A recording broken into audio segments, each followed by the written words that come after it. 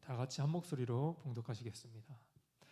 그가 어떤 사람은 사도로, 어떤 사람은 선지자로, 어떤 사람은 복음 전하는 자로, 어떤 사람은 목사와 교사로 삼으셨으니 이는 성도를 온전하게 하여 봉사의 일을 하게 하며 그리스도의 몸을 세우려 하심이라. 아멘. 네, 기도하시겠습니다. 네, 조윤희, 남현준, 하나님께 봉헌 올려드렸습니다. 하나님 아버지, 이 시간 하나님께 올려드리는 기도 제목들이 있습니다. 하나님 아버지, 남현준 이 아들 하나님 만나주시고 또 간절히 하나님 만나기를 원합니다. 하나님 만날 수 있도록 도와주시고, 그래야 주님께 딱 붙어있는 하나님의 아들로 일어나게 하여 주시옵소서. 우리가 정말 하나님께 올려드리는 많은 기도 제목들이 있습니다.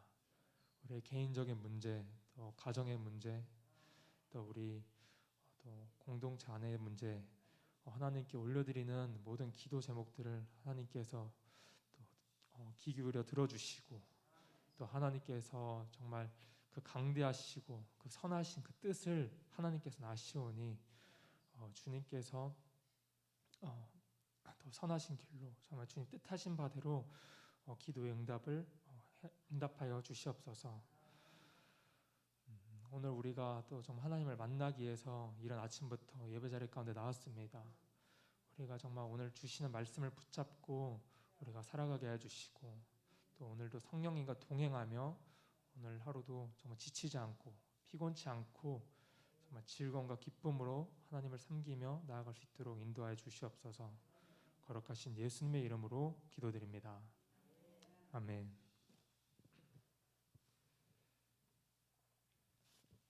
이 세상에서 가장 화려한 단어는 성공이라는 말일 것입니다. 성공이라는 말은 이룬다, 사회적 지위를 얻는다, 출세했다 라는 뜻입니다. 현대인들은 성공을 위해서 산다고 해도 과언이 아닐 것입니다. 그래서 옛날부터 전해 내려오는 말이 있습니다. 실패는 성공의 어머니다. 젊어서 고생은 사서한다. 다 성공을 빗대어서 한 말들입니다. 성공은 좋은 것이지만 다 좋은 것만은 아닙니다. 왜냐하면 그 성공으로 인해서 하나님을 멀리하고 교회를 멀리하고 말씀을 멀리하고 또 가정을 멀리하기도 할 수 있기 때문입니다. 이 성공이라는 세상의 바벨탑이 교회에도 슬며시 들어왔습니다. 교회에는 세상의 지위처럼 직분이라는 것이 있습니다. 그러나 이것은 세상과는 완전히 다른 것입니다. 교회에서의 직분은 너무나 소중하고 귀하고 아름다운 것입니다. 건찰, 집사, 안수집사, 권사, 장로, 목사라는 직분이 바로 그런 것입니다. 그런데 일부 몰지각한 성도들은 이 직분을 이용해서 성공하려고 합니다. 집사, 권사, 장로의 직분을 이용해서 세상에 나가 거짓말하고 사기치고 나쁜 짓을 하기도 합니다. 이웃에게 유익을 주지 못하고 그들에게 아픔과 상처를 주기도 합니다. 그러니까 세상 사람들이 교회를 향해 비판하는 것입니다. 우리는 이런 사람들에게 속지 않고 또한 이런 부류의 직분자들이 되지 않기를 바랍니다. 그러기 위해서는 우리는 신앙생활을 잘 해야 할 것입니다. 교회의 직분은 세상의 논리와는 다릅니다. 직분은 단순한 지위가 아니며 명예도 아니고 성공도 아닙니다. 하나님의 나라를 위해서 열심히 충성하고 봉사하는 무거운 직책이요 직무입니다. 그래서 직분이 올라가면 올라갈수록 그만큼 책임감과 또 무겁고 힘든 것입니다. 그렇기 때문에 목사가 가장 힘들지도 모르겠습니다. 오늘 이 시간에는 직분에 대해서 살펴볼 텐데요. 하나님께서 왜 교회에 직분을 주셨는가에 대해서 세 가지를 중점으로 말씀드리겠습니다. 첫째로 직분은 성도를 온전케 하기 위해서 주셨습니다. 12절 전반부에 이는 성도를 온전하게 하여, 성도를 온전하게 하기 위해서 직분을 주셨습니다. 여기서 온전케라는 말은 헬라어로 카타르티스몬이라는 말인데요. 이 의미는 액과 의사가 부러진 뼈를 맞출 때 어부가 찢어진 그물을 수리할 때, 또는 감옥에 있는 범죄자를 바로잡을 때에 쓰인 말입니다. 사람이 온전해지기 위해서는 어렸을 때부터 부모님에게, 또 학교에서, 또 학원에서 또 좋은 교육을 받아야 하고 훈련을 받아야 하고, 또 연단을 통해 또 피나는 준비를 해야만 합니다. 그래야 어느 정도는 온전해질 수가 있습니다. 하지만 이런 것만으로는 부족합니다. 이 세상의 지식과 경험으로는 하나님의 기준에 맞추어 살 수가 없습니다. 내가 가진 지식, 경험, 믿음이 아무리 탁월해 보일지 몰라도 한계가 분명히 있고 또 부족하다는 것입니다. 우리는 하나님 없이는 다 부족하고 모자란 존재입니다. 우리의 힘만으로는 이 세상을 살아갈 수가 없고 온전해질 수도 없습니다. 잠언 16장 9절에는 이런 말씀이 있습니다. 사람의 마음으로 계획할지라도 그 걸음을 인도하시는 이는 여호와시니라. 아멘. 사람은 자신의 힘으로는, 지식으로는, 능력으로는 아무리 발버둥 쳐도 온전해질 수 없는 나약한 존재입니다. 그렇다면 어떻게 해야 온전한 삶을 살 수 있을까요? 그것은 성령님께서 우리와 함께 하셔야, 또 감동하셔야, 다른 말로 하면 성령 충만해야 온전한 삶을 살 수가 있는 것입니다. 또 하나님께서는 우리에게 주신 직분을 통하여 우리를 온전케 하십니다. 물론 우리가 맡은 직분으로 사역하고 섬기다 보면 지칠 때가 있습니다. 여러분들뿐만 아니라 전도사인 저도 지칠 때가 있습니다. 정말 힘들고 지칠 때가 있는데, 그렇다면 결국 오늘 말씀 가운데 우리에게 주시는 메시지는 무엇이냐? 이렇게 봉사하고 섬기는 것이 성도인 우리를 온전케 만드는 것이며 그리스도와 한 몸이 되게 하는 것이고 우리를 참되게 하기 위함이라고 말씀하고 있습니다. 우리가 힘들고 지치는 상황 가운데 우리가 그럼에도 달려나갈 수 있는 것은 우리가 왜 이렇게 섬기며 또 사역해야 하는지 그 목적과 이유를 분명히 알고 있을 때 우리는 조금씩 전진할 수 있습니다. 이걸 모르는 사람은 계속 힘들 수밖에 없고 결국엔 제풀에 지쳐버리게 됩니다. 우리는 지치고 힘들 때는 우리 자신을 점검해야 합니다. 하나님이 주신 힘으로 사역하고 있는지, 아니면 내 힘으로 이것을 해야 하기 때문에 하고 있는 것은 아닌지, 내가 왜 해야 되는지에 대한 정확한 명료함 없이 그냥 해야 되기 때문에 하고 있는 듯한 느낌이 들진 않는지, 요즘 시대에 이런 고백을 하기도 합니다. 왜 사시나요? 이렇게 물어보면 그 사는 이유에 대한 명확한 이유와 의미를 찾지 못하고 그냥 살아야 하니까 살아갑니다 라고 이야기합니다. 그런 사람들의 삶이 과연 지치지 않을 수가 있겠습니까? 어찌 힘들지 않을 수가 있겠습니까? 사역하는 것도 마찬가지입니다. 처음에는 우리가 뜨거운 마음으로 시작했을지언정 시간이 지나다 보면 점점 그 의미와 동기가 희미해지고 희박해질 때도 있습니다. 그럼 우리가 이걸 왜 해야 되는지도 모르고 그냥 그렇게 습관 따라 할 때가 있기도 한다는 것입니다. 이게 바로 우리들의 문제가 아닙니까? 그러나 오늘 말씀에서는 그 직분을 주신 것은 우리가 교회에서 한 성도가 된 이유는 하나님이 단순히 우리들을 시키셔서 하나님의 영광을 드러내게끔 하려는 것이 아니라 우리를 위하여, 우리가 온전하게 하기 위하여, 하나님의 부르심에 합당하게 행하기 위하여, 그래서 그 그리스도의 몸이 되게 하기 위함이라고 말씀하고 계십니다. 결국 이 모든 것은 우리를 위한 것입니다. 다른 사람들을 위한 것이 아닙니다.